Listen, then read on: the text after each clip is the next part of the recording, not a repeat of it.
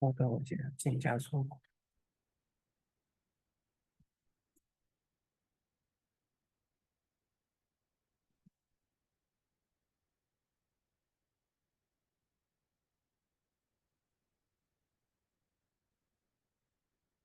check。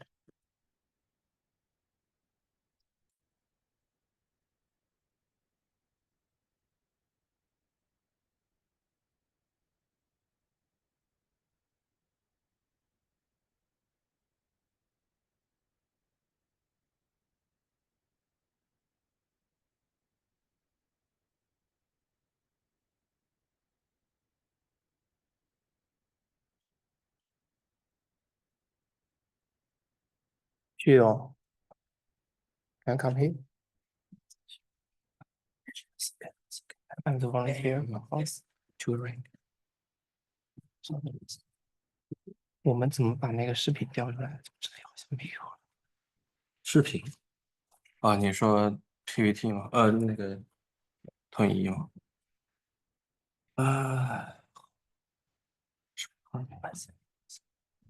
你 HDMI 线没插呀？哎，不是，这不一样。插上一种。Is it? We need the camera.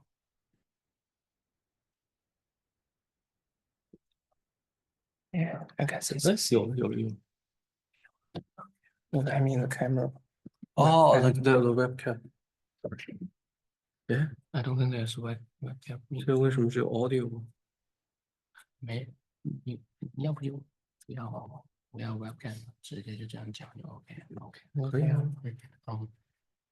Are there any speakers in this room? Any other speakers? Have you guys tested your device? No. If not yet, please come. We have only one device, but the slides is all on the device. Yeah. So Right. How about you? Also in this. Everyone is downloading from. That's great. Can I try this? Yeah. Which is your number? The 244. Okay. Can I just try this?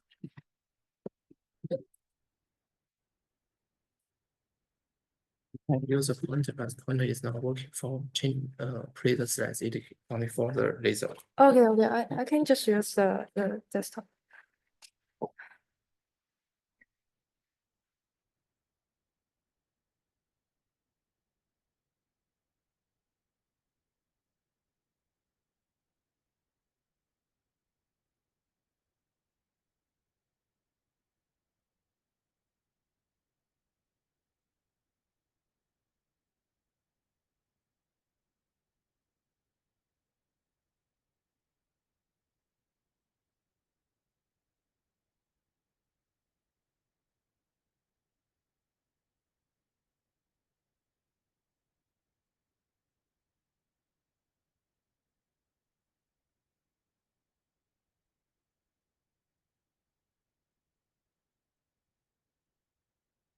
All right. Good morning, everyone. Welcome to the session of retrieval methods. Today's session chair, you can call me Rui Hong, and I'll be hosting this session for the next 1.5 hours. So today's we'll have 4 research papers, and they're all presentations here. The first one will be retrieval with learned similarities delivered by Bailu Ding and Jiaqi Zhai. Please take it away. Thank you. Okay. I'm Bailu. Can everyone hear me all right? Okay, cool. Hi, everyone. I'm Bailu Ding. Today I'm going to talk about our recent work on retrieval with node similarities. This is a joint work with my collaborator Jiaqi Zhai, who will also be on stage later. Okay, so thematic embeddings of unstructured data has been widely used nowadays, especially with the popularity of large language models. In these cases, the entity is encoded as a vector embedding, And these vector embeddings are widely used in applications like search, recommendation, document retrieval, and retrieval augmented generation to find the most relevant items. So this problem is often formulated as the nearest neighbor search, where the goal is to return the top k vectors that are most relevant to a query vector.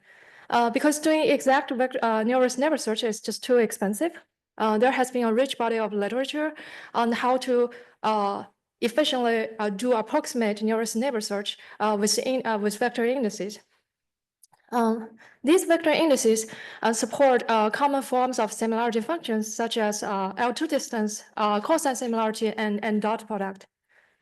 However, what we have observed is that state-of-the-art retrieval systems have shifted away from these simple similarity functions, and they have been moved to nerd similarities. These nerd similarities can take different forms. For example, the nerd similarity itself can be a deep neural network, or the vector embeddings can be organized as a tree where the beam search is used to traverse the tree. Or alternatively, there are work about mapping the query embedding and item embedding into our sequence-to-sequence decoding step. So why do we need these nerd similarities? So essentially, the goal of using nerd similarities is to increase the expressiveness of the semantic embeddings of these items. So how do we quantify the expressiveness of the semantic embeddings, and what does it mean in this context? Now let's go over a very simple example. So assume we have a score matrix of users and items, which represents the preferences of the users on these items. Now intuitively, if the score matrix is more expressive, it can express the unique preferences of more users. These can be formally quantified by the concept of the rank of the matrix. So basically, a matrix of rank P it can uniquely represent the preferences of P users. Now, for a matrix of dimensionality m by n, the maximum rank of the matrix is the minimum of m and n. Now let's consider if the score matrix is computed from the dot product. Now this is basically computed from the users embeddings and the items embeddings. Now formally, this is just a multiplication of the user embedding matrix and the item embedding matrix. And unfortunately, because the number of dimensionality of the embeddings is often much smaller than the number of users and the number of items, the rank of this matrix is basically constrained by the the rank of matrix is actually constrained by the, I'm sorry. Okay, so the rank of matrix is unfortunately constrained by the dimensionality of the semantic embeddings. In this case, this means the expressiveness of the score matrix scales linearly with the dimensionality of the matrix, which is not really ideal because this means the scaling is memory consuming and also is not compute intensive. So because of this challenge, various node similarities have been proposed to increase the expressiveness of the semantic embeddings. However, given the various form and complexity of these node similarities, we see some challenges for efficient retrieval. So basically, these similarity functions are much more expensive compared to the simple similarity functions. And also many of them have broken the assumption of the existing technique for efficient vector search. For example, many of them are not a distance metric, which is not suitable for vector indices because those indices often rely on the property of a metric, such as the symmetry or the triangle inequality. And of course, the final thing is that because of the diverse forms of these different similarity functions, it's very hard to extract a common abstraction from them to design a system. Now, in this work, we actually take a step back and look at the expressiveness of the node similarity functions and try to rethink about its retrieval. In particular, we focus on our recent node similarity function that empirically outperforms the existing baselines and study its property. In this work, we actually show that the node similarity function with mixture of logits actually achieves the full expressiveness without being constrained by the dimensionality of the semantic embeddings. We also design effective retrieval algorithms for the node similarity with mixture of logits. Now, let's start by a very brief overview of what mixture of logits is doing. So essentially, the input of mixture of logics are pairs of embeddings. These pairs of embeddings are generated from adopted from on top of existing recommendation and language models. Now, after getting these pairs of embeddings of query and item, the mixture of logics is actually an element-wise weighted sum over the dot products of these pairs of embeddings. Now, the weight matrix of mixture of logics is co-trained with this model. Now, given the form of the mixture of logics, what we can show is that any low-rank SCORM matrix can be lifted to full rank with mixture of logics without being constrained by the dimensionality of the semantic embeddings. So this means the mixture of logics is actually a universal approximator, and its expressiveness can be used to approximate any node similarity function. In addition to the expressiveness in theory of mixture of logics, we also empirically shows that the models with mixture of logics consistently outperform state-of-the-art baselines in a variety of different retrieval tasks. So this basically shows the mixture of logics is not just theoretically expressive, but also empirically knowable. Now, of course, the retrieval with mixture of logics incurs some additional difficulties because the weights of the mixture of logics depend on both the query and the item. So which basically means the items with similar with similar vector embedding may not have the same SCORM because the weight are different. And this is not suitable for existing vector search indices to apply. Now, we propose two approximate algorithms for the retrieval. The first one is called top K per embedding. So basically what it tries to do is to overfetch per pair of embeddings. And this approach has a proper-tight error bound to quantify the quantity of the retrieval. But unfortunately, the data access complexity of this approach is proportional to the number of pairs of embeddings. We propose a second approximate algorithm, which is called top K average. This algorithm improves the efficiency of the first approach by leveraging how usually the pairs of embeddings are constructed in mixture of logics. So I'm going to skip over the details of the algorithm here, but the key takeaway is that the top K average approach, the data complexity of that approach is as efficient as dot product. Okay, with that, we come to the evaluation of our technique. So in our evaluation, we benchmark on a number of different datasets in recommendation and natural language tasks. We evaluate both the retrieval efficiency of our approach and also the model quantity with mixture of logics. Now, on the retrieval efficiency, the figures shows the normalized latency of the top K per embedding method and the top K average method. We show that at the recall of 0.95 and 0.99, we see an order of magnitude speed up with our top K average approach compared to the top K embedding approach. Now, next we're talking about the model quantity. I'll translate to my collaborator. Thanks, Baidu. So I'm going to talk about the model quality part with mixture of logics. So one common scenario people use in recommendation task is sequential retrieval, where the general idea is that you have some historical user sequences, and the idea is that you predict the next item that user is likely to interact with under some constraints. So for those tasks, we did experiments on top of the HS2 backbone from the Action Speak Louder Than Words paper, which is a very popular baseline from a paper last year. So you can see that on top of HS2, we can actually increase recall rate by up to 54% easily as a drop-in replacement. So you can also do that for other baselines you are experimenting with. For instance, in paper, we show SASRAC, which is a transformer-based baseline, and other people have experimented with GRU for RAC, which is another recurrent neural network-based baseline. So in other words, if you're working on recommendation system task, you can just drop in MOL, replace your dot product with MOL, and get a large performance boost for free. So another common use case for retrieval is natural language processing. So here, a common way to utilize retrieval is retrieval augmented generation, or RAG. So here we show, here the situation is that there are many diverse approaches commonly used, like sparse retrieval, dense or two-tower-based retrieval, and generative retrieval recently.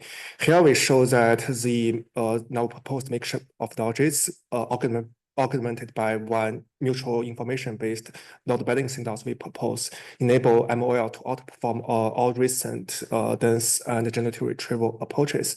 So for more details, you can check out in the poster, in the paper.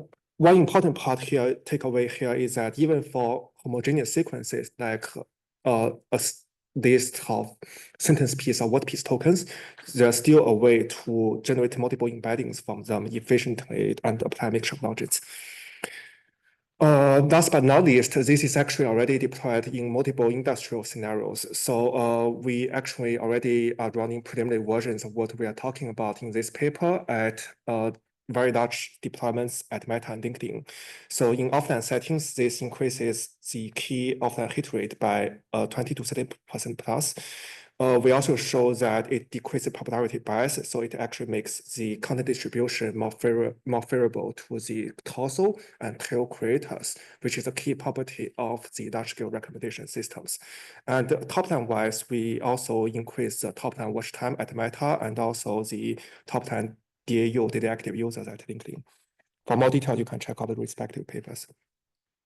So to conclude our talk, so we have talked about we have made the observation that state-of-the-art retrieval systems have moved beyond dot products. But the challenge here is that we don't have a single unified form to tackle retrieval. So to tackle this problem, we proposed mixture of logics as one non-similarity functions. We show that mixture of logics is a universal function approximator for all possible retrieval function. We demonstrate that this theoretical expressiveness is empirically actually achievable, setting new SOTA across recommendations and natural language processing tasks. And finally, we design efficient retrieval algorithm using MOL. So there are many exciting opportunities, including applying MOL to other new applications across many retrieval tasks. We can design more efficient retrieval algorithms, and maybe we can design better forms of non-similarity functions. So now our code is publicly available on GitHub, and you are welcome to come to our poster session to learn more as well. With that, we are happy to take any questions. All right, let's thank the presenters. And so let's see whether we have any questions on site here. If you have questions, you can just raise your hand. Yes, please. Thank you for the great talk. The MOL and the bioencoder, are they trained end-to-end, or you have a frozen bioencoder and you only train the MOL? They're trained jointly. Jointly, okay, thank you. And in the plot where you show the efficiency with respect to top K, is that top K using MOL, or is top K using just say cosine and your embeddings? Yeah, so in this efficiency graph we show here, it's a top K, both of them are using MOL. It's just the two approximate different algorithms. So say that instead of using MOL, I use my usual cosine or inner product. How does efficiency then compares with respect to these more traditional? Right, so essentially, if you, I think the details are in the paper, but the efficiency of retrieval for the top K average is basically the same as dot products. So you can expect something like that. Okay, so the MOL inference is really adding very minimal to the computation. Yeah, because the scaling is only after the retrieval step. The retrieval step is expensive. Thank you. So let's see whether we have more questions. We can still handle one or two more.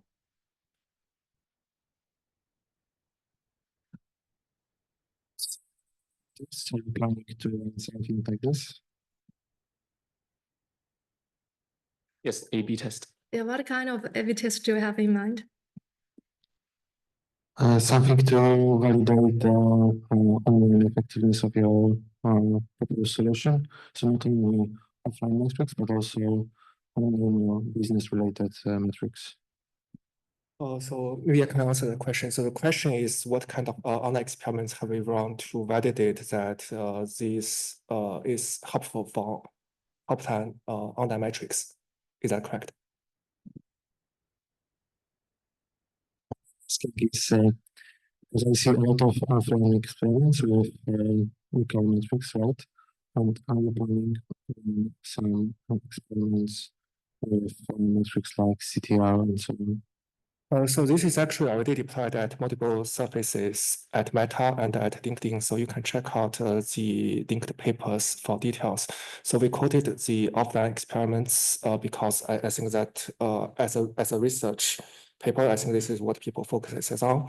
But this is actually very impactful top-line metric-wise. So I think at Meta, this was one of the that contributed to one of the largest metric gains back before this paper was published. And people at LinkedIn have reported DAU increase, which is the most difficult metric to move, generally speaking. All right, thank you. So let's thank the speakers again for this great talk and thank for the questions. And yes, please, thank you. And our next speaker will deliver the talk of TrueRank, utilizing large language models for document ranking with a tournament-inspired strategy. Are you the speaker?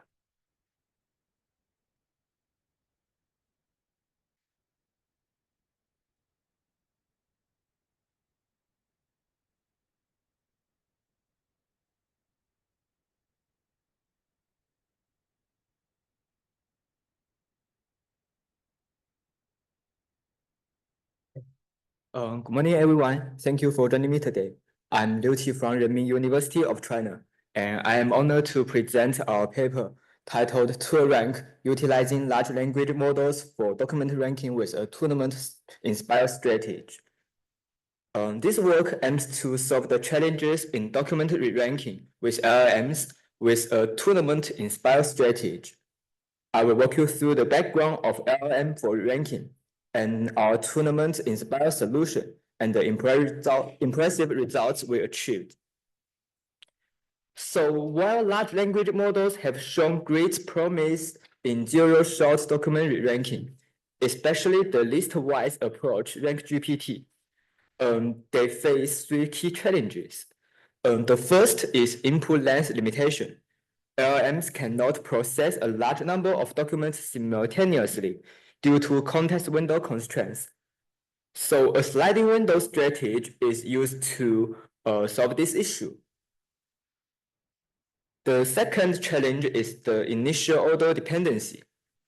The ranking outcome is highly sensitive to the initial order of documents. And if we shuffle or reverse the initial order, the ranking performance of RankGPT will decrease sharply. The third is the effectiveness efficiency trade-off.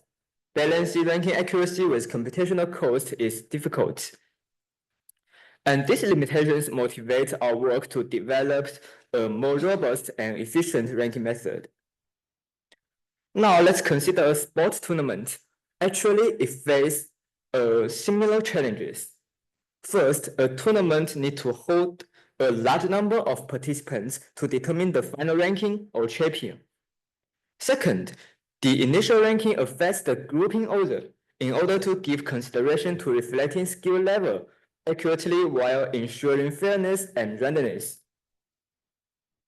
So how tournaments solve these challenges may inspire us to improve the document ranking strategy. Now we use the competition system of the 1982 World Cup as an example to show how the tournament system solved these issues. Basically, tournaments naturally handle large numbers of competitors by the group stage. The teams are divided into different groups based on their seeding rankings. The seeding ranking can reflect skill levels while randomly dividing the groups ensure fairness and randomness. The games in these groups do not affect each other, so matches in these different groups can run in parallel to improve efficiency.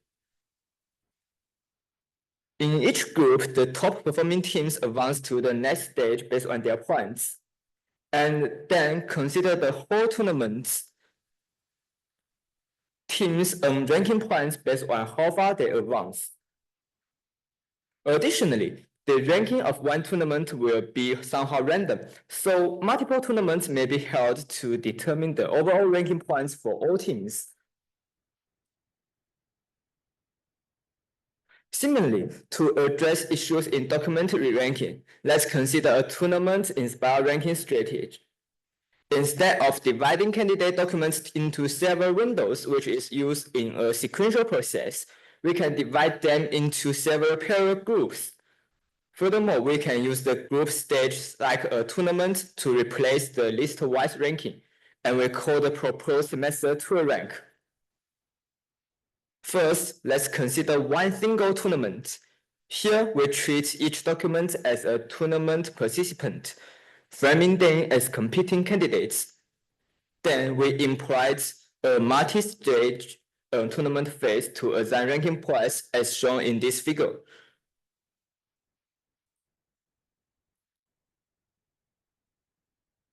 At each stage, candidates are grouped based on an initial CD ranking and compete within these groups. Top relevant candidates from each group will be selected to advance to the next round and receive points corresponding to their progression. For instance, at stage K, suppose we have NK documents. These documents are divided into G groups, each containing N documents. Within each group, the top N relevant marked in red are selected to advance to the next stage, resulting in N times N documents at stage K plus 1. Also note that the selection processes in different groups can be handled parallelly, so it will be efficient. Every time a document advances, it earns a point. Thus, if a document progresses through 2 rounds, it accumulates 2 points within that tournament. This iterative group stage mechanism enables us to assign a score to each document in a principled manner. So just like the sports tournament, the ranking results from one single tournament may be random. Therefore, we will conduct multiple tournaments to further decrease the randomness and improve the effectiveness. Finally, we will aggregate the points accumulated across all tournaments to compute a consolidated score, which determines the final global ranking of all candidates. Additionally, they can be performed concurrently to enhance computational efficiency. We evaluated toolrank on 2 benchmarks, including TrackDL and BEER, by ranking top 100 candidate documents from different first-stage retrieval models. We use GPT 3.5 Turbo as the basic LLM, and all ranking methods are based on it. We also list the key hyperparameters and the prompts of toolrank here. For more technical details, we recommend you to refer to our paper. First, we present the results of toolrank and the TrackDL and compare them with those of baselines. Here, toolrank N denotes that we conducted N parallel tournaments to obtain the final ranking. So from the table, we observe that toolrank 10 consistently outperforms other LLM-based baselines across multiple datasets in terms of ranking effectiveness. Notably, on TrackDL 2019, toolrank achieves an NDCG at 10 of 71.63, significantly surpassing the second best method, RankGPT. Furthermore, when compared with some supervised baselines such as MonoT5, toolrank also demonstrates superior or at least comparable performance. This is particularly remarkable given that these baselines rely on extensive supervised training, whereas toolrank operates in a completely training-free and zero-shot manner. And this highlights its strong potential as a ranking approach. Even when the number of tournaments is reduced, for example, in toolrank 2, the method still outperforms list-wise approach like RankGPT. Overall, these results indicate that toolrank achieves excellent ranking performance. We also present the robustness of tool rank to variations in initial rankings. So first, we employ a range of first-stage different retrieval models to generate different initial rankings. And then they were ranked using both tool rank and rank GPT. And the corresponding results are shown in the table. As observed, tool rank consistently outperforms rank GPT across all retrieval models and demonstrates its superior ranking capability regardless of the initial retrieval method. We also examined the sensitivity of both models to changes in the order of input documents, and we use BN25 as the best retrieval model. The results is visualized in the figure, and it shows performance across 3 conditions: the original input order in blue, and the shuffle order is in orange, and the reverse order is in green.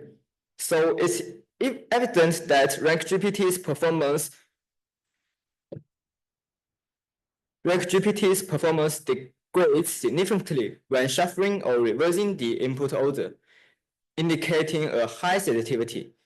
In stark contrast, tool rank exhibits remarkable robustness, maintaining stable performance regardless of how the input sequence is manipulated. These findings highlight not only the superior ranking performance of tool rank compared to rank GPT, but also strong robustness to variations in initial rankings, making it a more reliable choice for ranking. And we also investigated how tool rank achieves a favorable trade-off between effectiveness and efficiency. Specifically, we visualized the relationship among ranking performance, which is measured by NDCG-S10 and the API cost or ranking latency. In the figures, the vertical axis represent NDCG-S10, while the horizontal axis corresponds to the cost and latency. The results are based on our experiments conducted on the track DL19. Although pairwise method demonstrates a strong effectiveness, they incur significantly higher API costs and latency, making them impractical in real-world applications. On the other hand, point-wise approaches are far more efficient in terms of cost and latency, but their ranking performance is lower. And rank GPT offers more balanced compromise between performance and cost. Tool rank, in comparison, achieves a superior trade-off between effectiveness and cost. This is made possible by adjusting the times of tournament rounds, which provides flexibility in controlling the trade-off. Moreover, thanks to the inherently parallelizable nature of the tournament process, tool rank also exhibits reduced latency. Therefore, tool rank attains high ranking performance while maintaining low resource consumption, demonstrating its practical advantage in balance, effectiveness, and efficiency. So, in summary, in this paper, we propose a novel zero-shot LLM ranking method inspired by the sports tournament mechanism called tool rank. And the experiment demonstrates that tool rank not only has excellent re-ranking performance, but also makes a good balance between the efficiency, effectiveness, and resource consumption. That's all. Thank you for listening. All right, thank you so much for this very interesting sport-inspired tournament-based method. I see one question there. Thank you for a great talk. I think in your main table, I think in your experiments, you're mostly using GPT 3.5. And in the main table, there are a couple of baselines like PRP or pairs or setwise methods that probably not using the same LLM. So that might make the comparison not exactly fair here. Okay, thank you for your question. So the pairwise method, PRP or pair, and the setwise method, for the all methods, we produce the results ourselves using the same LLM based on the GPT 3.5. So it's a fair comparison. Oh, so numbers here are actually reproduced using the same LLM. Yeah. Do you have more questions? Yes. So having said that, given that answer, the numbers for Setwise, for example, are lower than what we obtain with Setwise with GPT 3.5. And that is telling me that, oh yeah, every time you rerun these methods with the same LLM, you do get variations in effectiveness because of, I don't know, randomicity. So I was wondering, did you rerun your results multiple times and study how much of that variation is there? Pardon? So for Setwise, for example, on the L19 with GPT 3.5, we obtain results that are in the 69, for example, in this GL10. You in your runs, you obtain 66. And so that what is telling me is that, oh yeah, within everything configured the same, just rerunning things in different point of time gives different results because of variability of a commercial service that you have no control on. And so I was wondering if you have done multiple runs for your 2 ranks and for the others and study variability across these runs, everything else fixed, how much variability do you observe? Or otherwise, how do you explain the differences in performance that you get with respect to other papers that have used the same models?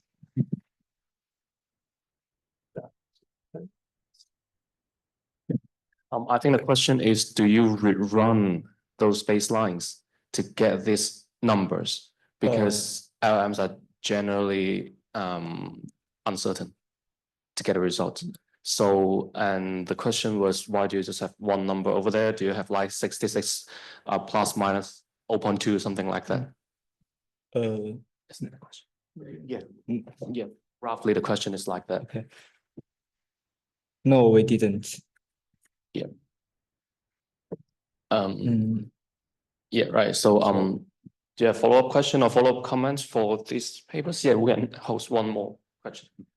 For the runtime performance, do you measure your thing to be run in parallel versus the other ones are sequential, and that's why it's faster? Actually, it will as it's if we run the 2 rank sequential and we perform one tournament, it will be it will cost similar time cost as rank GPT. But so if you go to the latency slide, right? You show, for example, that your 2 rank 10, that means you do 10 tournaments. Yeah, but it's much faster than the set version, right? The latency one. Okay. This one here, yeah, right? So 2 rank 10 means you run 10 tournaments. I'm asking, are you running them in parallel and that's why you're faster? Or is set why, yeah. So for the other baselines, we only run them once, and for 2 rank we can run a parallel. So in this figure, for 2 rank 10 or 2 rank 5, we run all of them in parallel. So, and for rank GPT, actually, it is a sequential process. So when we run rank GPT, we actually can't run it in parallel because it uses a sliding window strategy. But when we run the 2 rank, we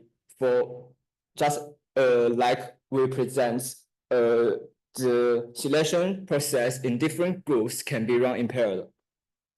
Okay, thank you. All right, thank you for the questions and presentation. I think this sparks hot discussion, but we are running a little bit out of time, so we'll leave this discussion offline for the authors and our audience. Do you have a poster? Yeah. Do you know the time? Check it online, please. And so let's thank the authors and presenters again, and thank you. Thank you. And so we'll move on to our next one. So the next one is for the paper titled as Sim Edge, a scalable transitivity aware graph theoretic similarity model for capturing edge-to-edge relationships.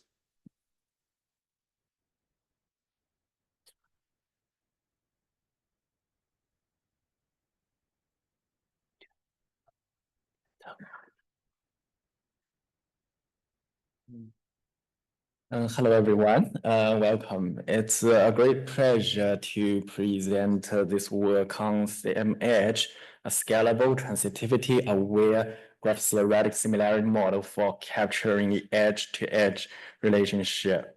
So first, I'll briefly introduce the background motivation of this work. So many real applications require a measure of similarity based on network structures. For example, in an Amazon website, we can use graph-based similarity to make recommendations on similar items based on co-purchasing relationship. And we can also use graph-based similarity in co-citation analysis to retrieve related documents.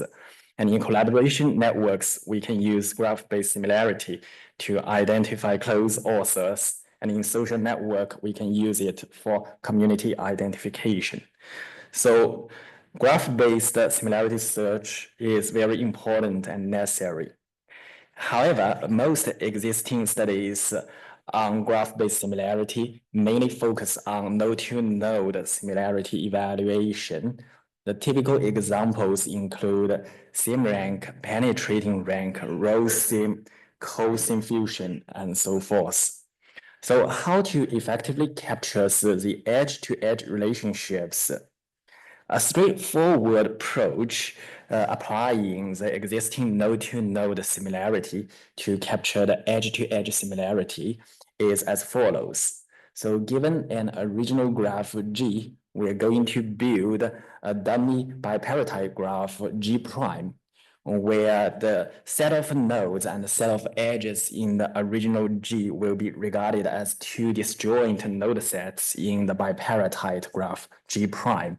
And then we can apply any existing node-to-node similarity measure to this bipartite graph G prime to get the edge similarity results. This method is easy to understand and very straightforward. However, it suffers from two limitations. The first limitation is the scalability problems.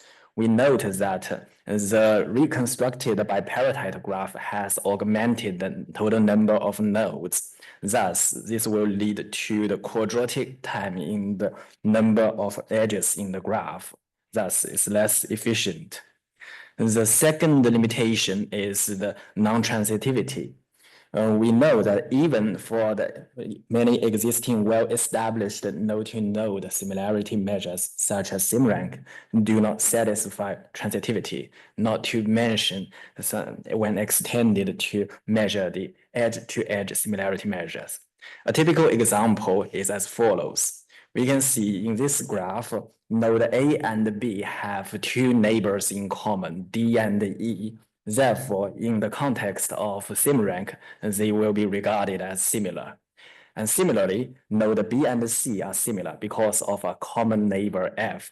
However, node A and C will be regarded as dissimilar because they have no common neighbors.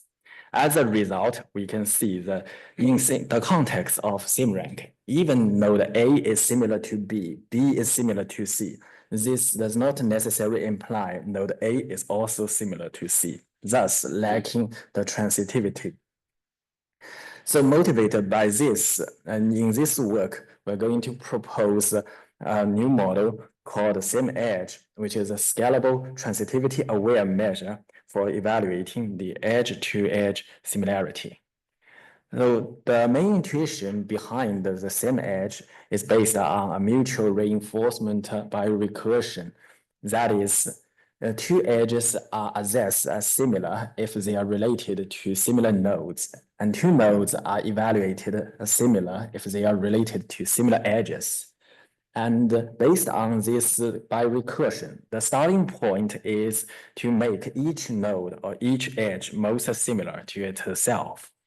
So the above idea can be pictorially illustrated as follows. We can see the measurement of the two edges E1 and E2's similarity will be considered by measuring the similarity of the adjacent nodes. And to measure every single node pair similarity, V1 and V2, we should consider their neighboring edge pairs. So more specifically, we can use the following mathematical formulation to describe this relationship. First, we will define the edge-to-edge similarity using a scoring function R between the two edges EA and EB, which consists of 5 terms. The first and the fourth term in blue actually denote the same side neighboring node pairs. And the second and third term in green reflect the crossing neighbor node pair similarities. And the last term is the base case, reflecting that each node is most similar to itself. And similarly, for each pair of node similarity, S between the node A and the node VB are also defined as follows, which consists of the following 5 terms. And the first and fourth term in red actually denote the same side neighboring edge pairs, and the cross neighboring pairs are denoted in this purple color. So to make this more concise, so we will introduce the following matrix representations of the same edge. More specifically, we will introduce the forward and backward incidence matrix A and B, as well as their row normalized version A bar and B bar. And then using these 4 matrices, the above same edge model can be concisely represented as follows. And here, the matrix R is the edge-to-edge similarity, and S is the node similarity. So we can see they are mutually reinforced each other. And the auxiliary matrices N and M are the average similarities of their forward and backward incidence matrices. So if we plug the first equation into the second equation to cancel out the similarity matrix S, then this will lead to a single equation that only in terms of the matrices R. So as a result, we can get the closed form of the edge-to-edge similarity, which can be expressed as the power series form as follows. And based on this, we can develop a single source search algorithms to retrieve each columns of the edge-to-edge similarity as follows with respect to any given query edge EI. And we can see throughout this iterative process, only the matrix vector multiplication are required. Thus, this can effectively avoid the quadratic problems in the number of edges and can reduce the computational complexity to the linear with respect to the number of edges. So as an example, so if given this toy graph, we want to evaluate the same edge similarity, we can first pre-compute the auxiliary matrices M and N by averaging the forward and backward incidence matrices, and then follow the above iterative process to evaluate the auxiliary vectors C and eta for k iterations. And after that, in the last result, when we do some scalings, we can generate the single source same edge matrix at each columns. So the above same edge model has some benefits. One of the important features is that it can preserve the transitivity of the similarity based on the following observations. We see that for any 3 edges, the following inequalities holds with respect to the matrix R. As a result, when we define the distance as 1 minus the edge-to-edge similarity, then we can theoretically justify that for every 3 edges, the following distance triangular inequality holds. And we can also use the same edge definition to make one step forward to see that the node-to-node transitivity also holds. And this leads to the enhancement of the node-to-node similarity measure of our model SIM-Edge as compared with the existing SIM-Rank and other competitors. We can see in the following example, even we consider the 2 nodes, there are many weakly connected paths that are ignored by other models can effectively captured by the SIM-Edge model. The next, let's move on to the experiments. We'll use the following various real-world data sets and also compare some following algorithms. Note that SE is our proposed model for SIM-Edge, and we propose several variations to evaluate the all pairs and the single source, the edge-to-edge and the node-to-node similarity, respectively. So the first set of experiment is regarding the search quality for edge-to-edge similarity. We perform these results on 3 data sets, the neural data sets, DBLP, and airlines, which shows the qualitative results using MAP and NCG. And we have also extended this model to evaluate node-to-node similarity and compare some state-of-art baselines, and which also shows promising results. And we have also conducted 2 case studies to illustrate the high search quality of our model.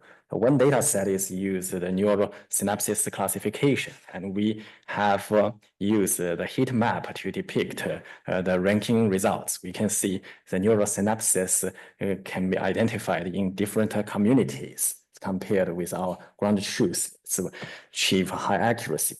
The second data set is the DBLP, where each node is an author and 2 authors collaborate the paper. So the edge is the paper.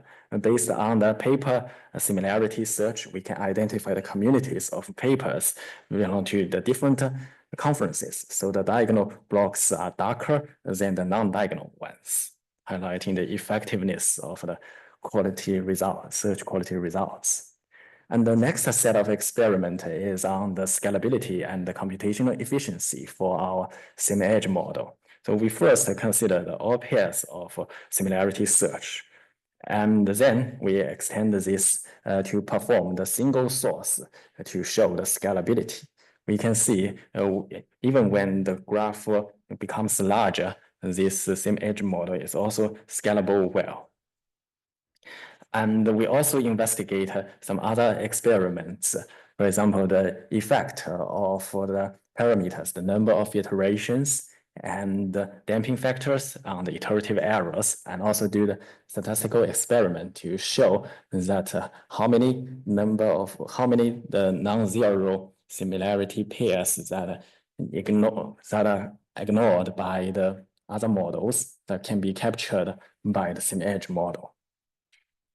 So in conclusion, in this work, we propose the SIM-Edge scalable model based on the mutual reinforcement recursion to capture the edge-to-edge relationship. And we formulate this model in matrix notations and present the single source algorithms to speed up its retrieval. And we also theoretically justified its high effectiveness by capturing the transitivity relationship. And our experiment has validated its high accuracy and the faster speed up as compared with some baselines. And in our future work, we will extend these algorithms to decentralized environments and incorporated more machine learning algorithms like the graph neural networks. Okay, that's all. Thank you. Thank you so much for this interesting talk. Let's see whether we have any questions on site here. Any questions for the speaker? So if no more question, I can kick it off. So I do have some general questions. So for the data sets that you use, and the assumption that you have to say there are similar nodes and similar edges, they should generally be closer, and maybe geometrically they should be closer as well. So what if your data set will also have node features or edge features? That's the first question. And the second question would be in the graph machine learning area, which is a little bit different from what you did here.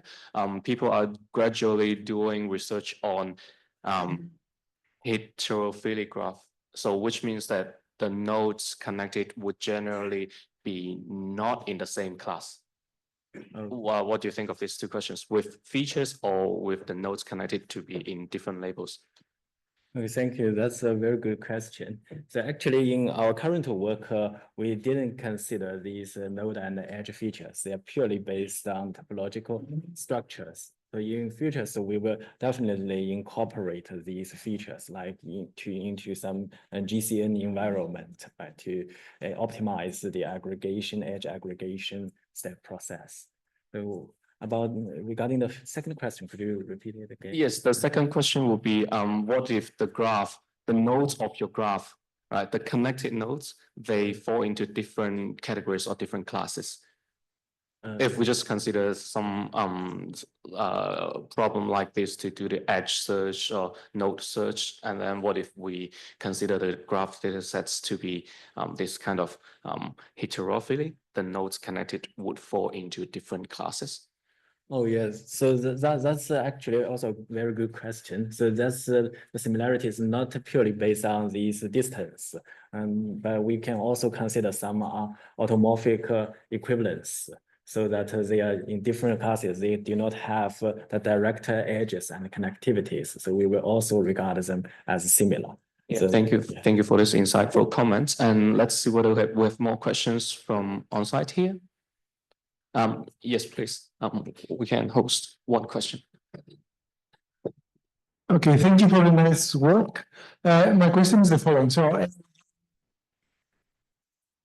at the beginning, you saw us this transformation of the graph to this bipartite graph between nodes and edges. And you said this is a limitation. We cannot use SimRank there. And you mentioned some limitations, and then you show us your idea. But I have the feeling that your approach can translate more or less to similarity on this graph, because this assumption of similar nodes, similar edges, and then even algebraically, these matrices n transpose n and n transpose n and so on, they can map directly to this graph. So do you have some comment on this? Yeah, that's a good point. So we can definitely extend the current framework. Can definitely extend the current framework when assessing just not limited to just two single point, but to some simple structures. In our current framework, so to solve this problem, we can just naively calculate these pairwise edges in the different categories. And then we take the average value to measure this two set of nodes. So that is the two subgraphs similarities. Yeah. But in future, we will consider this optimization as well. Thank you.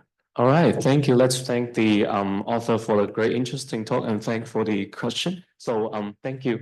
And then we'll move on to our next talk, which is the image scope, unifying language-guided image retrieval with large multimodal model collective reasoning.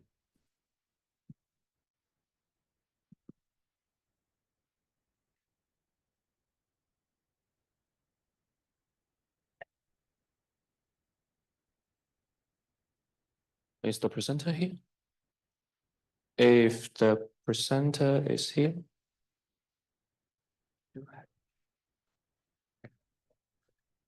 Okay, so we don't play the video. So you have the video? They upload the video. Because we don't allow remote presentation, so we'll switch this to the end and play the video after all the on-site presentation. I think this should be fine for everyone here. Okay, so let's move on to the next presentation, which would be behavior modeling space reconstruction for e-commerce search.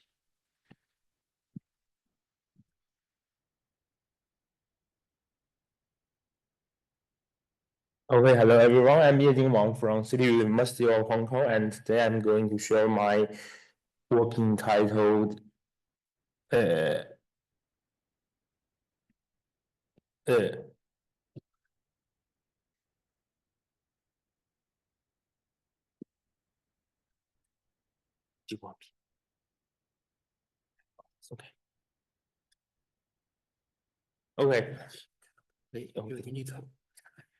Okay, sorry. And I'm going to share my work behavior modeling space reconstruction for e-commerce search. And this is a joint work by City University of Hong Kong and Alibaba Cloud Computing. And first I want to show the background and motivation. And search engines plays an important role in our daily life to select the most relevant items for us to alleviate the information explosion problem. And for example, on e-commerce platforms, maybe it has some dresses, socks, and t-shirts. And for users, he or she can simply type in a query like dress to find the item he or she wants, right? For example, here are some dresses on this platform, and to make more profit, it is important for e-commerce platforms to model user behaviors, which mainly consists of 3 elements, which include the user and the query and the item, right? And the user behavior is decided by 2 elements. The first is the query item relevance, maybe here for this query dress. The first 2 dresses are relevant to the query, and the second element is the user item preference to determine the user behaviors. Well, here is an example that the preference is on the first dress and the last t-shirt, right? Maybe for example, these 2 elements result in the behavior signal, like here, only the first dress is clicked or bought, right? So to model the user behaviors, we can correspondingly conduct two kinds of methods. The first is the relevance only modeling, and the second is preference only modeling. However, for the first one, it cannot provide a personalized experience, and the second one may lead to an echo chamber problem that for arbitrary queries, the system may never return the highly relevant items that the user would not prefer, right? And so a very popular solution now is the joint relevance and preference modeling strategy. And however, the existing strategy is still not fully explored due to the collapse modeling space problem, where we attribute this problem to the entangled relevance preference effect and the static relevance preference fusion problem in our paper. And correspondingly, we propose a joint framework for this problem named the DRP. And next, I will show some detailed motivation on these 2 points. And the first is the entangled effects that we can represent this behavior modeling strategy with this causal graph, where each node represents the signal, like the behavior signal B and the query item relevance R and the user preference on the item P. And for each edge, it represents the attribute. For example, maybe the preference lead to the user behaviors like clicks or buy, and the relevance also can lead to the user behaviors, right? And the existing joint modeling frameworks usually ignore this red line, where the relevant effects can can lead to a bias preference learning, right? And maybe I have listed some example in our paper, and for examples, you can check my paper. And let's move on to the next problem of collapsed modeling led by the static fusion. And we can suppose that if P and R are well disentangled, we can construct a Venn diagram like this, where the distribution of PRB signals are listed in this table. And the existing strategy is majorly like this, where we simply combine the relevance and the preference with a fixed multiplication calculation, where maybe we have a balanced coefficient delta, but it is not enough. For example, in this paradigm, we can only have behavior prediction close to 0 if and only if both the relevant and the preference prediction both of these are very high, right? So with this paradigm, we can find that only the area 0 and area 3 are well modeled, where the preference and relevance have the same signal with behavior signal, right? So for other areas like 1, 2, and 4, 5 are all collapsed. This is and like this graph, we can only learn the area 0 and the area 3 and area 3. And I call this problem as a collapsed modeling space. And we also have more analysis on this point in our paper. This is just one of these associated with static diffusion. And next, I want to show the method on this problem. So let's have an overview on the joint modeling framework, where firstly the overall backbone, where we have three layers, I think. The first is the input layer, where we transfer the query, user, and item features into the dense vectors like QUV. And then the next is the preference and relevance backbones, where we producing a last layer hidden state EP and ER. Finally, with these hidden states, we can convert it to the preference and the relevance prediction P hat and R hat, and finally combine them for the behavior prediction Y hat. And the proposed DRP method mainly consists of two components. The first is is conducted on this orange block B, and which tries to eliminate the relevance influence on the preference. And the second is the adaptive fusion part, which is within the output layer, which tries to reconstruct the fine-grained modeling space. And you can note that the proposed method is highly configurable because we do not require a detailed input feature and the preference and the relevance backbones. So let's move on to a detailed framework. The first part is about preference editing, and we have two important assumptions from the previous works.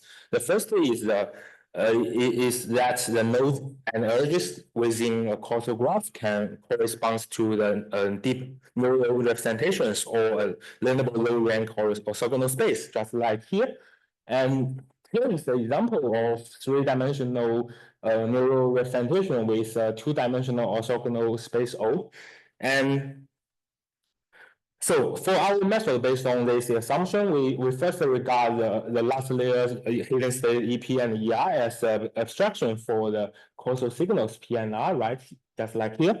And for the second step, we just we set up a learnable orthogonal matrix O to represent the influence space of the preference of the relevance on preference correspond to this red arrow, this space, and so we can mathematically formulate this disentangled step like this, where we subtract the converted relevance signal from the preference signal, and finally we convert it back to the original space, where this transpose O is just the same as the O inverse, because this is a orthogonal matrix, right?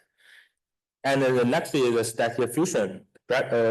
It's about the adaptive fusion strategy. We can first look on this formula of static diffusion, where we rewrite the prediction formula to this form.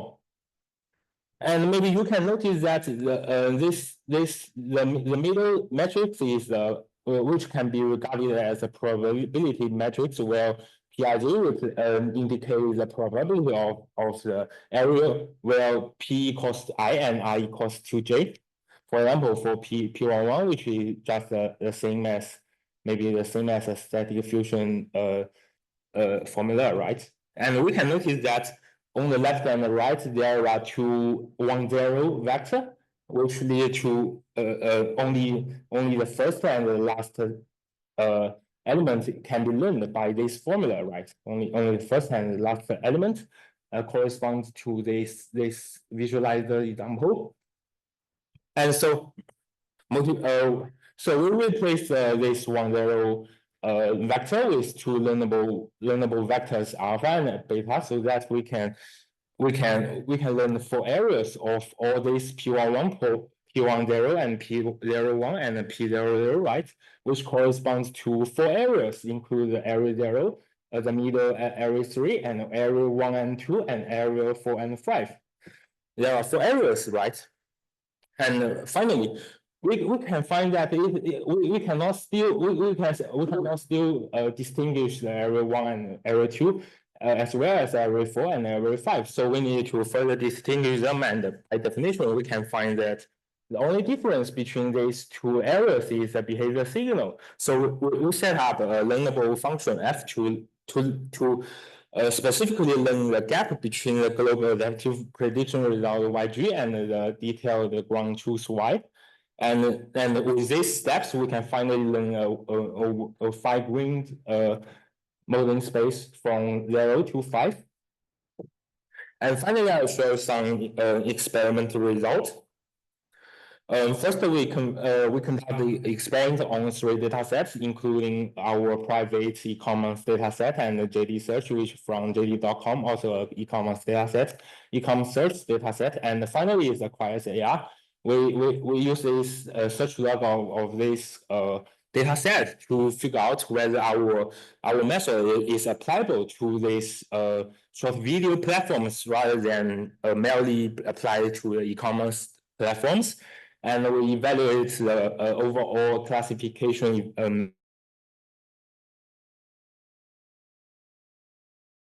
as well as the metrics and decision and hit rate.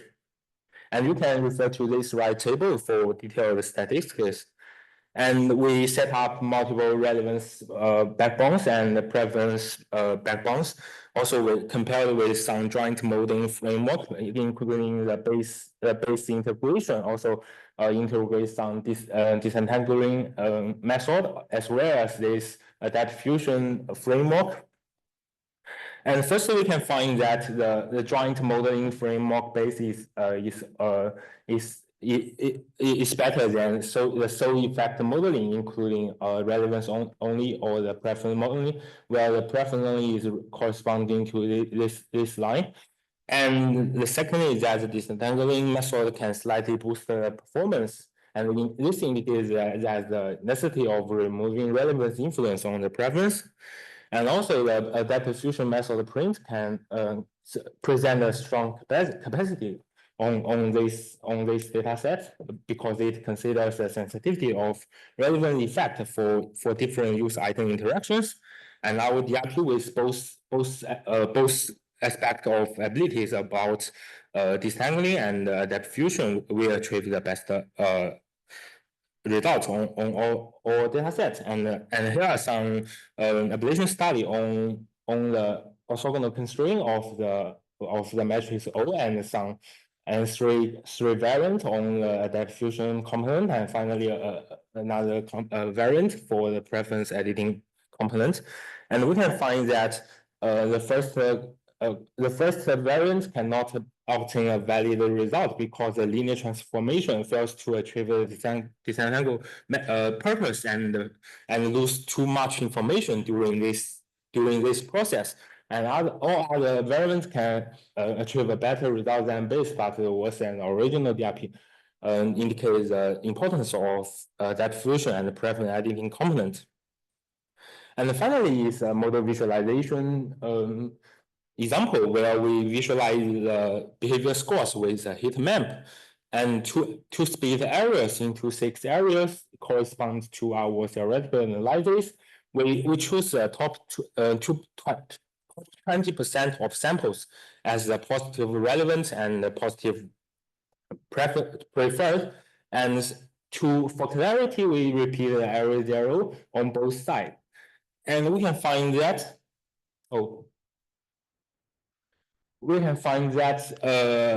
this visual pattern corresponds to our theoretical framework, where the first one can only distinguish area 0, and all of these are regarded as area 3, just as here. Maybe these corresponds to area 0 in this fig, but the conclusion is the same. Area 0 or area 3, and then here is area 3, here is area 0, right? And for the second part, for global adaptive, we can distinguish 4 areas corresponds to here: area 0, area 1 and 2, area 3, area 4 and 5. And finally, we can distinguish all these 6 areas like this. And also, to conclude, in this paper, we review the collapsed modeling space problem of the joint modeling framework with a causal graph and a Venn diagram, and we would correspondingly reconstruct the modeling space and explicitly divide it into 6 areas. Finally, we propose the DRP to this problem and present extensive experiments to show the effectiveness. And here are some QR codes for my code of the implementation, and and my lab, also my personal homepage, and also my personal email. And yeah, that's all. All right, let's thank Miejing for this very great talk. Let's see whether we have any questions from our audience here. Yes, please.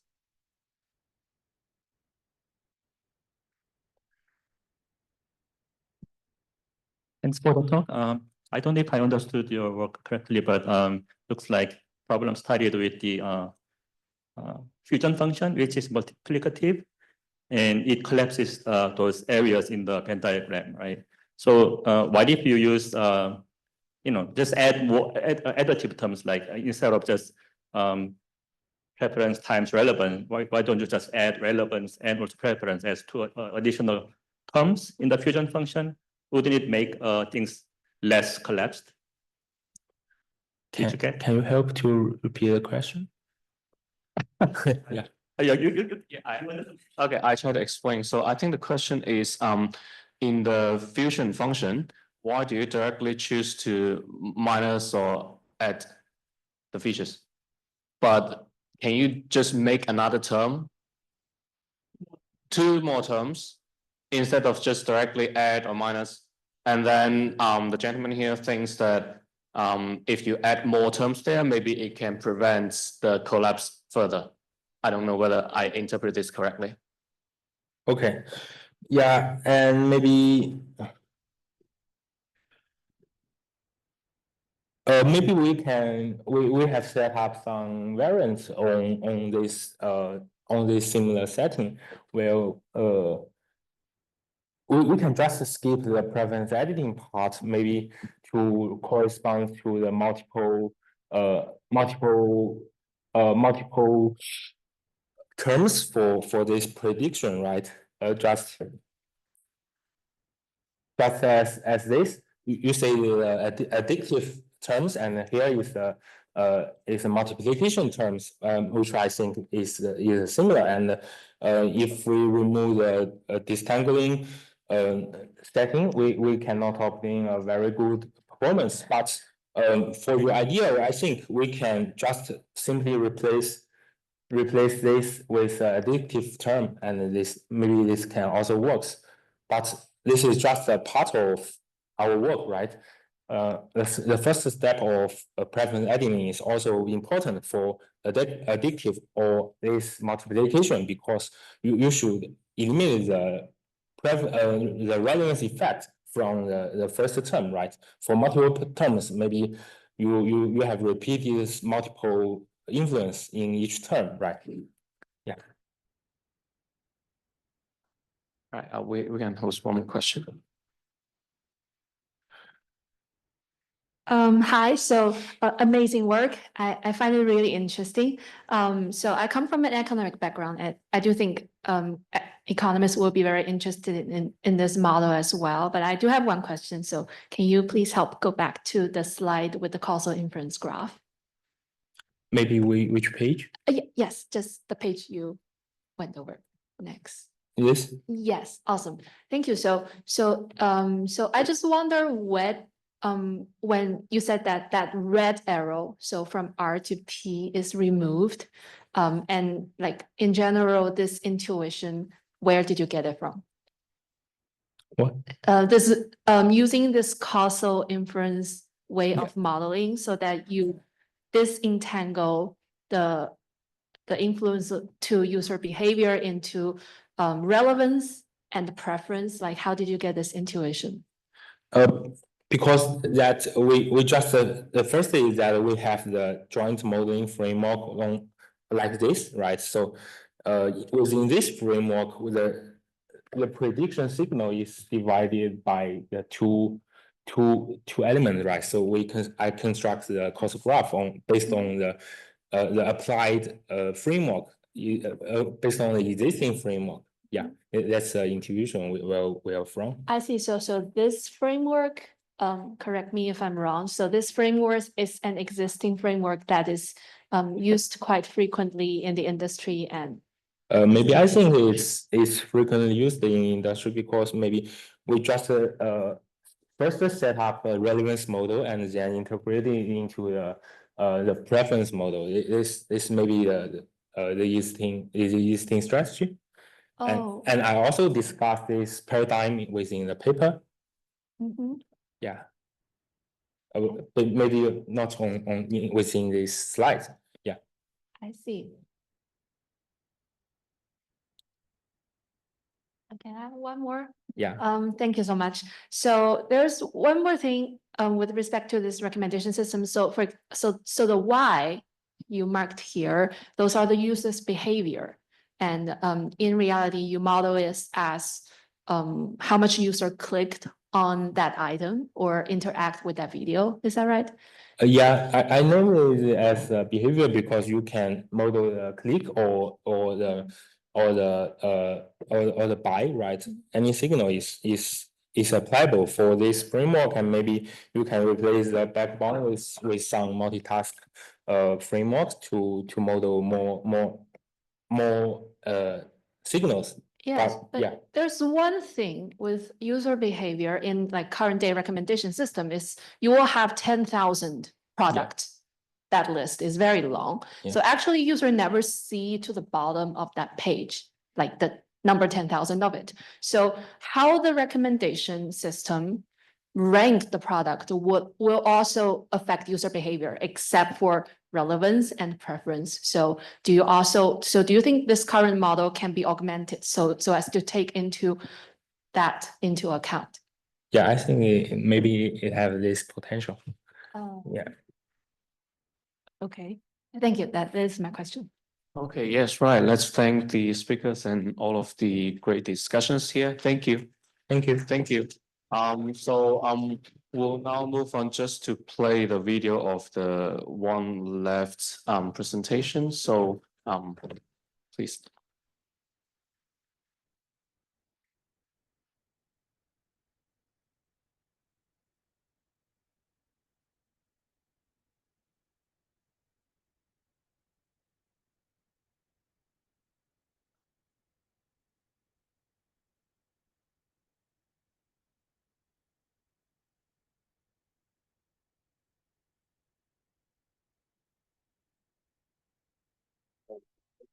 As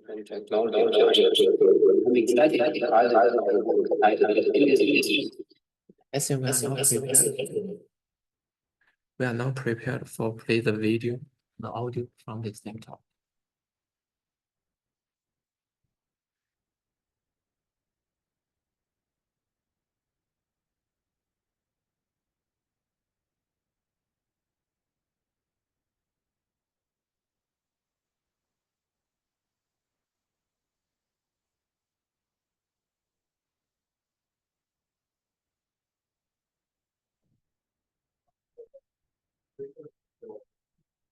We don't have a speaker for this laptop.